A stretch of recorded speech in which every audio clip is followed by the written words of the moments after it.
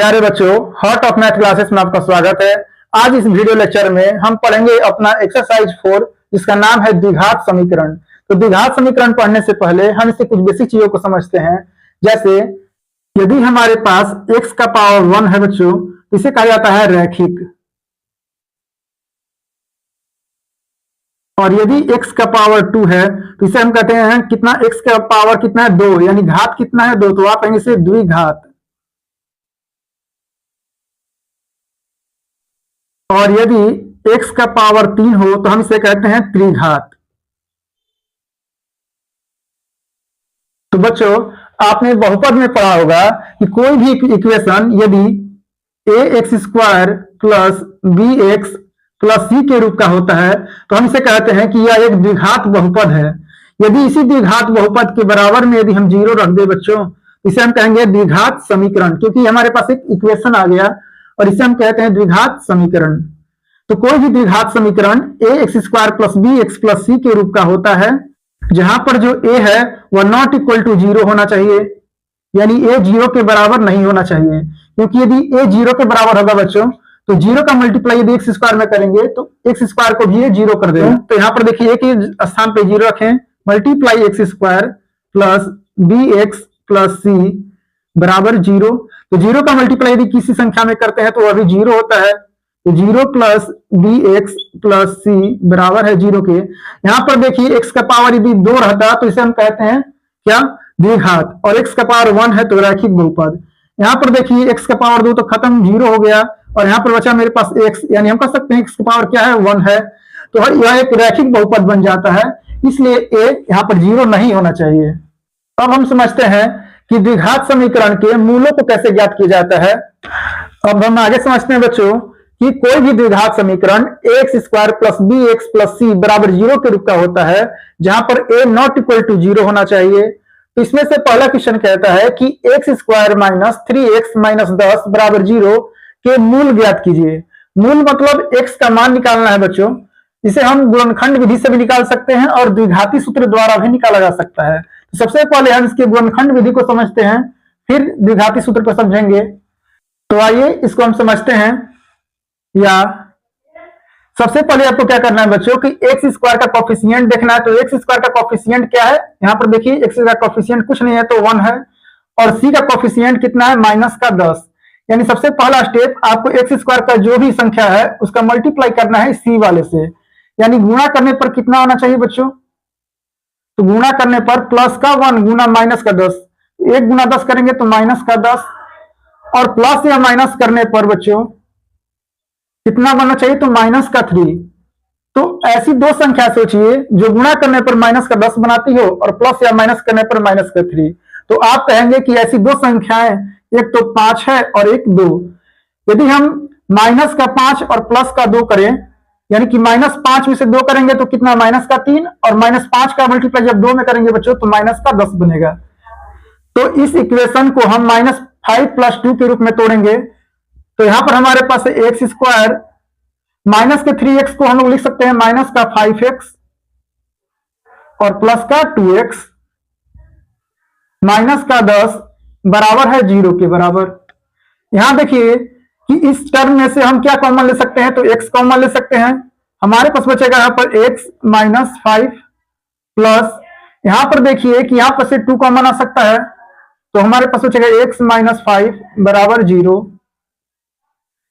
अब हमें क्या करना होता है कि यहां से x माइनस 5 दिख रहा है तो हम लिखेंगे x माइनस 5, और एक प्लस में क्या है, x प्लस में 2, तो x प्लस 2 बराबर है 0 के। अब यहां से तुलना करते हैं कि x माइनस 5 0 के बराबर होता है, तो इसलिए x बराबर क्या हो जाएगा बच्चों, तो माइनस का 5 बराबर को उधर जाएगा तो प्लस का 5 बनेगा, तथा x प्लस 2 बराबर यदि हम 0 रखते हैं तो x बराबर क्या होगा, प्लस का 2 बराबर को उधर जाएगा बच्चों तो माइनस का 2, तो माइनस का 2 संभव नहीं है, तो x बराबर 5 हम लोग लेते हैं बच्चों। हम इस इक्वेशन यानी x square minus 3x minus 10 बराबर 0 के मूल इस द्विघाती सूत्र द्वारा भी ज्ञात कर सकते हैं बच्चों। तो आइए हम इसे सॉल्व करके दिखाते हैं। हमारे पास इक्वेशन है, तो x square minus 3x minus 10 बराबर 0। यहां पर देखिए कि एक्स स्क्वायर का कोफिशिएंट कितना होता है बच्चों, तो आप कहेंगे कि एक कुछ नहीं है तो 1 है। तो a बराबर कितना हुआ हमारे पास, a बराबर है 1। b बराबर कितना है, तो b बराबर है माइनस का 3। और c बराबर कितना है, c बराबर है माइनस का 10। क्यों? क्योंकि कोई भी द्विघात समीकरण a x square plus b x plus c के रूप का होता है, जहां पर एक्स स्क्वायर के साथ a है तो यह a, b x है तो यहां पर देखिए x के साथ क्या है, b है, तो b का स्थान पर -3।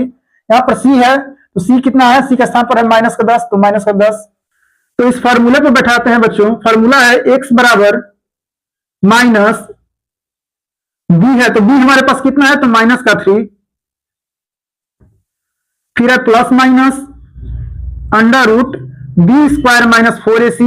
b है हमारे पास -3, तो -3 का स्क्वायर माइनस 4 गुना a है हमारे पास 1 और c है हमारे पास माइनस का 10 डिवाइड बाई कितना है हमारे पास 2a, यानी 2 मल्टीप्लाई a का मान है हमारे पास कितना, तो a का मान है 1।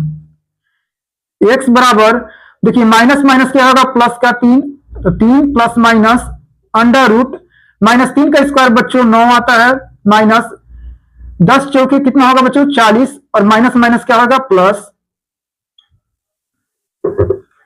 डिवाइड बाय कितना है 2 मल्टीप्लाई 1 तो 2, या x बराबर 3 प्लस माइनस 40 में भी हम 9 जोड़ेंगे बच्चों तो आएगा 49 अंडर रूट 49 बाई 2। यहां से देखिए x बराबर 3 प्लस माइनस अंडर रूट 49 से क्या निकलेगा बच्चों, तो 49 मान होता है 7 बाई 2।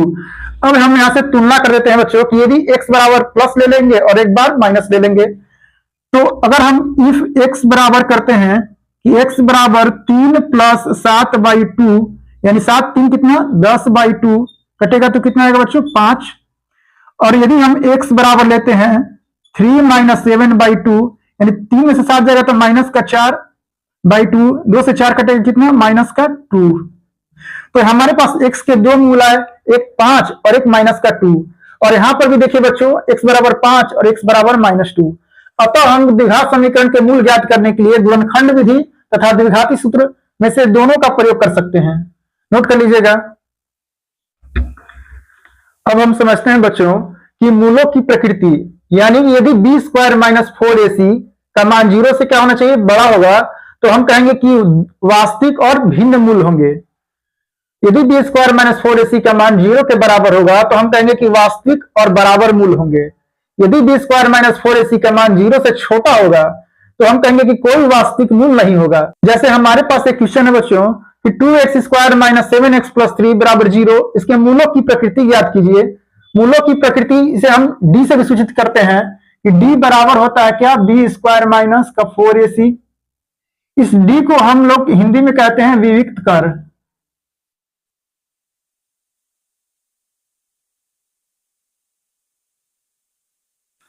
तो इसके मूलों की प्रकृति ज्ञात करते हैं।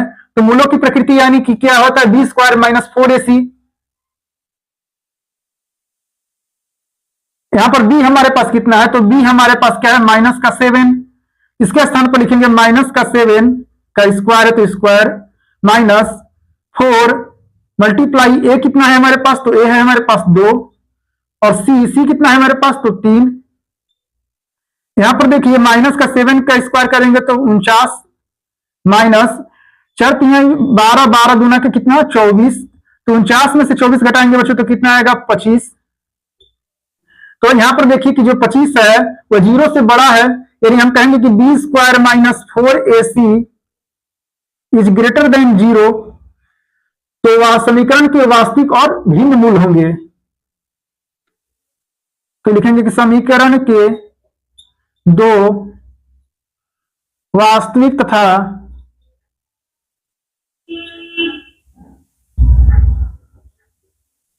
भिन्न मूल होंगे।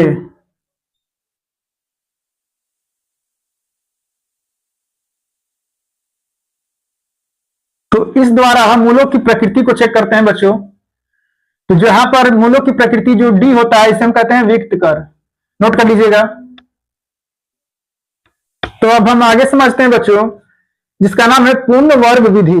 जिसमें तो पूर्ण वर्ग विधि बच्चों दो प्रकार के फॉर्मूलों पर आधारित होते हैं, जैसे a प्लस बी का होल स्क्वायर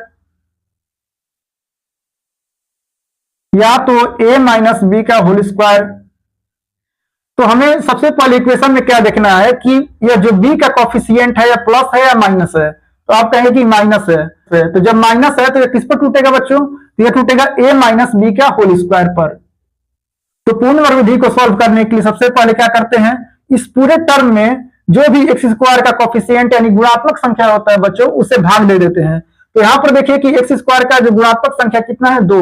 पूरे इक्वेशन में हम 2 से भाग देंगे। तो जब हम पूरे इक्वेशन में बच्चों 2 से भाग दे देते हैं तो हमारे पास यहां क्या बचेगा, 2 से 2 कट जाएगा, बचेगा एक्स स्क्वायर माइनस, इसे हम भाग देंगे तो कितना 7/2 एक्स प्लस 3/2 बराबर, जब 0 को 2 से भाग देंगे बच्चों तो 0 ही होगा।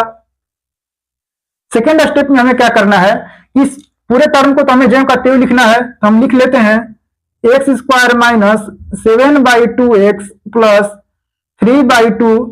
अब हमें क्या करना है कि जो x का कोफिशिएंट देखना है कि कितना है, 7/2, इसका आधा। तो 7/2 का आधा कितना होगा बच्चों? तो 7/2 का आधा करेंगे तो 7/4। तो 7/4 का क्या करना है, एक बार हमें प्लस का स्क्वायर कर देना है। इसमें जोड़ेंगे कितना, 7/4 का स्क्वायर, और हमने जब अपना तरफ से 7/4 का स्क्वायर जोड़ा है तो हमें माइनस भी करना होगा। 7/4 का स्क्वायर बराबर कितना है हमारे पास, बराबर है 0 के बराबर। यहां पर देखिए इसको हम सजा कर लिखते हैं, क्या एक्स स्क्वायर है तो एक्स स्क्वायर, और प्लस का 7/4 को हम पहले लिखते हैं, तो प्लस 7/4 का होल स्क्वायर, माइनस है तो माइनस 7/2 को बच्चों लिख सकते हैं क्या, 2 इंटू 7/4 एक्स। हमने इस प्रकार से क्यों लिखा बच्चों, क्योंकि हमें तोड़ना है a माइनस बी का होल स्क्वायर पर, और a माइनस बी क्या होता है, a square plus b square minus 2ab plus कितना है हमारे पास, प्लस का है 3/2 और माइनस का 7/4 का होल स्क्वायर है, बराबर है कितना, 0 के बराबर। यहां पर ध्यान से देखिए, तो यहां से लेकर के यहां तक पूरा टर्म क्या है हमारे पास, a माइनस बी का होल स्क्वायर होता है। तो a कितना है हमारे पास, x माइनस b कितना है हमारे पास, 7/4 का होल स्क्वायर। आप तोड़ किसे देखिए, तो x माइनस 7/4 के होल स्क्वायर। तो यहां देखिए a माइनस बी के होल स्क्वायर पर तोड़िए तो क्या बनेगा, a square plus b square, तो b है हमारे पास 7/4 माइनस 2ab, और यही तो हमारे पास लिखा हुआ है यहां पर। और देखिए एक्स स्क्वायर तो एक्स स्क्वायर प्लस 7/4 का होल स्क्वायर, तो 7/4 का होल स्क्वायर, माइनस है तो माइनस, 2 है तो 2, और 7/4 एक्स है, 7/4 इंटू एक्स है, तो इसके स्थान पर क्या लिखेंगे, एक्स माइनस 7/4 का होल स्क्वायर, प्लस है तो प्लस 3/2 माइनस 7 का स्क्वायर करेंगे तो बच्चों आएगा 49, और 4 का स्क्वायर करेंगे तो कितना, 16 बराबर 0। और इस पूरे टर्म को हम बराबर की उधर भेज देते हैं बच्चों, तो हमारे पास क्या बचा है, x माइनस 7/4 का होल स्क्वायर बराबर प्लस का 3/2, जब बराबर को उधर जाएगा बच्चों तो माइनस का 3/2 बनेगा, और माइनस का 49/16 जब बराबर को उधर जाएगा तो प्लस का 49/16 बनेगा। हमारे पास यहाँ बचा है x माइनस 7/4 का होल स्क्वायर बराबर, तो 2 और 16 का एलसीएम कितना आएगा बच्चों, तो 2 और 16 का एलसीएम आएगा 16, 2 से 16 कटेगा 8 बार में, 8 का गुना 3 में करेंगे तो 8 तरीके माइनस का 24, प्लस है तो प्लस 16 से 16 एक बार में, और 1 का गुना 49 में करेंगे बच्चों तो 49। यहां पर देखिए क्या बचा हमारे पास, x माइनस 7/4 का होल स्क्वायर बराबर 49 माइनस 24 करेंगे तो कितना आएगा बच्चों, 25/16 से हम मिटा देते हैं। हमारे पास क्या बचा है, x माइनस 7/4 का होल स्क्वायर बराबर 25/16। जब स्क्वायर यहां से हटेगा बच्चों तो इस पर क्या आएगा, रूट आएगा, तो हम कहेंगे कि x माइनस 7/4 बराबर अंडर रूट क्या आएगा, 25/16, या x माइनस 7/4 बराबर रूट 25 से निकलेगा बच्चों 5, और 16 से निकलेगा 4 और यह प्लस माइनस का होगा। क्यों? क्योंकि रूट से जब भी कोई संख्या निकलता है तो प्लस और माइनस दोनों का होता है। तो अब हम क्या करेंगे, तो यहां पर तुलना करेंगे कि इफ अगर x माइनस 7/4 बराबर प्लस का लेते हैं 5/4 तो क्या आता है, तो इसे हम लिखेंगे कि x बराबर 5/4 माइनस का जगह उधर जाएगा तो प्लस का 7/4 बनेगा और एलसीएम यहां से आएगा 4 4 का 4 ऊपर बनेगा 5 प्लस 7 यानी कि 7 में 5 जोड़ेंगे तो 12/4 कटेंगे तो कितना आएगा 3। और यदि हम x बराबर क्या ले लेते हैं तो x माइनस 7/4 बराबर माइनस का 5/4 लेंगे बच्चों, तो इसे हम लिखेंगे x बराबर माइनस का 5/4 माइनस का 7/4 बराबर इधर आएगा तो प्लस का 7/4 बनेगा और यहां से भी एलसीएम कितना आएगा 4 4 का 4 और ऊपर बनेगा -5 प्लस का 7 तो 7 में से 5 घटेगा बच्चों को तो कितना आएगा 2/4। 2 से 2 कम 2 2 दूनी के 4 यानी कि 1/2। अतः x बराबर हमारे पास एक आया तो 3 और दूसरा x बराबर क्या है हमारे पास 1/2। तो x बराबर 3 और x बराबर 2 इस समीकरण के दो मूल होते हैं बच्चों और इसी मूल को हम पूर्ण वर्ग विधि द्वारा सोल्व करते हैं। अतः हमने समीकरण के मूल ज्ञात करने की 3 विधियां सीखी, एक पूर्ण वर्ग विधि, एक द्विघाती सूत्र द्वारा तथा एक गुणनखंड विधि द्वारा सीखे। इसे नोट कर लीजिए। मिलते हैं नेक्स्ट वीडियो में। धन्यवाद।